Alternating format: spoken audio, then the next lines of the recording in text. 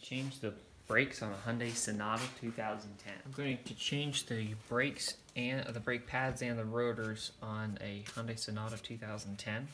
Well, the first step after the wheel is off is to remove the guide pin bolts, and there's one in the top, one in the bottom, and once both of those are out, the half of the caliper with the piston will slide off, and this is a good time to take a wire and run it through the hole just so it's supported. We do not want to damage this brake line by letting it hang and putting stress on that line, so I just give it plenty of slack. The rest of the caliper is removed with two more bolts, one down below and this one up here. And with those two out, the whole assembly will just slide off and the pads can be removed. So next we're going to clean the guide pins.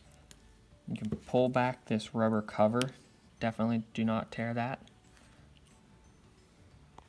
I'll just get rid of all the grease, clean this off, and you can remove the rubber cover, and we're going to clean the grease out of this, and then we're going to clean the grease out of the caliper. Found a 1/4-inch dowel rod with the front rounded so it doesn't puncture. You can slide that into a cloth and spray it down with a little bit of rubbing alcohol. And first I'm going to use that to clean off the grease from the rubber cover. Next, I'll use the same thing to clean the grease out of the guide pin hole. These polishing wheels from Harbor Freight cost $5 and they do a great job. Alright, better than new. You want to use silicone grease because other types of grease, like lithium grease or anything that has petroleum in it, will destroy the rubber. Silicone grease, however, is safe. Try to cover the entire surface area of the guide pin, even up top. Slide that in. And do the same thing to the other side. Next, you want to scrub the metal clips that hold the brake pads in with diesel or kerosene or something. Finally, you want to use a high temperature grease and apply this to those metal clips and on the pads where the tabs are.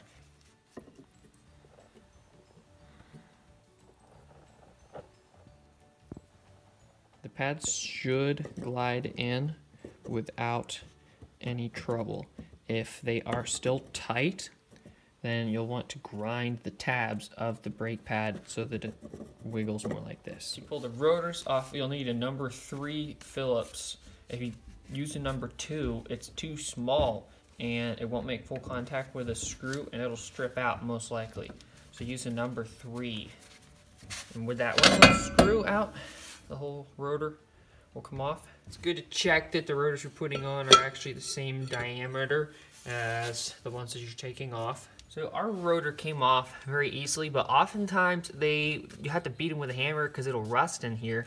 And I'm just going to preventatively put anti-seize on anyway, even though it came off well, because I want it to come off just like that next time.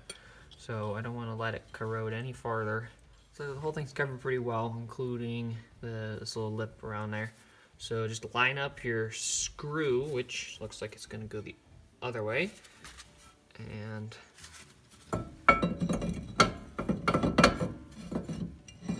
let's see. Okay. There's my screw hole. Don't forget to anti-seize this little screw. Even though it's small, or because it's small, it's very easy to strip if it rusts. So this one's got to come out nice and easy.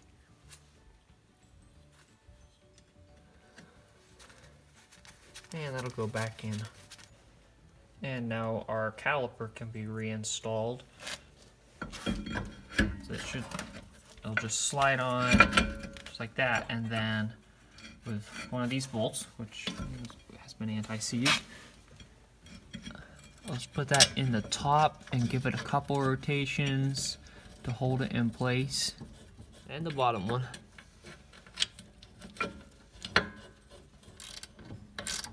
And I'll use this tool to compress press the piston so it can go back on. Okay, I feel the end of travel, so I'm going to back it off. And with our wire, there should be just enough room to get the caliper back on. The guide pin bolts again have been anti-seized. Might have to wiggle that guy around a little. And you can fit the lower one in.